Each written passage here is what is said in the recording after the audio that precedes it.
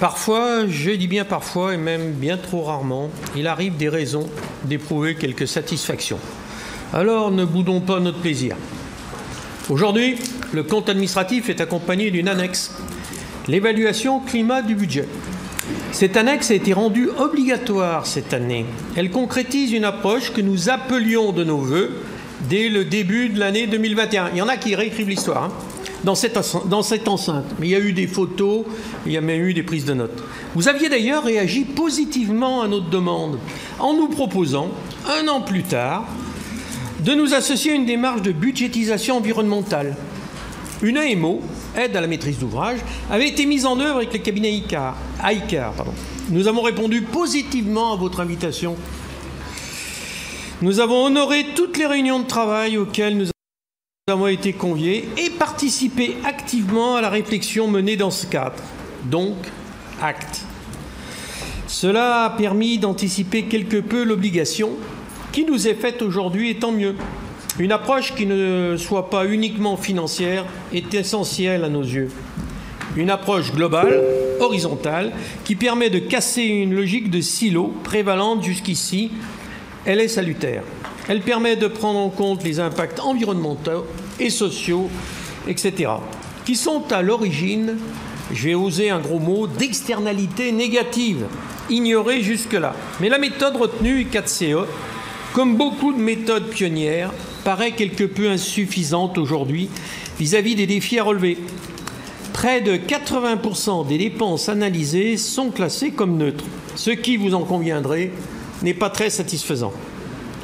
Dans ces conditions, nous avons proposé en commission des finances, parce qu'on continue à croire à la coopération, nous, parce qu'on veut que ça aille vite, et nous le réitérons aujourd'hui, de saisir une opportunité, celle d'associer notre collectivité à une démarche à laquelle participe l'École des mines de Saint-Étienne. Il s'agit de CAP Développement Durable, développé par l'association France Ville et Territoires Durables. Alors c'est une association où on trouve le ministère de l'écologie, des entreprises, des collectivités et des universités. Un truc à peu près sérieux. Et qui se propose de construire, qui permette de conforter la résilience de notre ville. Combiné avec une analyse de l'exposition au risque, alors ça fait un moment que je le demande, ça fait au moins 3 ans, je suis un ancien assureur, c'est pour ça. J'ai perdu, là. Nous demandons aussi, depuis le début de notre mandat, nous serions armés, voilà, ça vient, nous serions armés pour anticiper et relever les défis qui se présentent à nous. Le changement climatique est impératif à cet égard. Si nous n'anticipons pas, notre qualité de vie va être gravement dégradée. Il faudra mettre un peu plus de ventilateurs dans la salle. Oui, j'en ai pas assez de ventilateurs. Voilà. Il faut arbitrer et donner la priorité dans nos arbitrages à tout ce qui n'injurie pas l'avenir. Cela sera difficile, mais bien sûr nécessaire. Nous classons par exemple dans cette logique d'abandon nécessaire de la construction de la patinoire au bénéfice de l'adoption d'une politique de végétalisation active du centre-ville et des travaux intenses d'isolation thermique à notre patrimoine bâti. Vous vous rappelez, j'avais offert un livre à M. Dallara sur les arbres en ville. Le contexte a profondément changé. Il est grand temps d'en tirer toutes les conséquences utiles pour tenter de s'y adapter.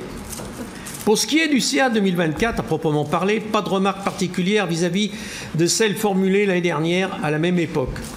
Toujours aussi difficile de suivre l'évolution des dépenses, avec des périmètres qui sont modifiés d'une année sur l'autre et des rubriques dont le classement n'est pas le même d'un exercice à l'autre.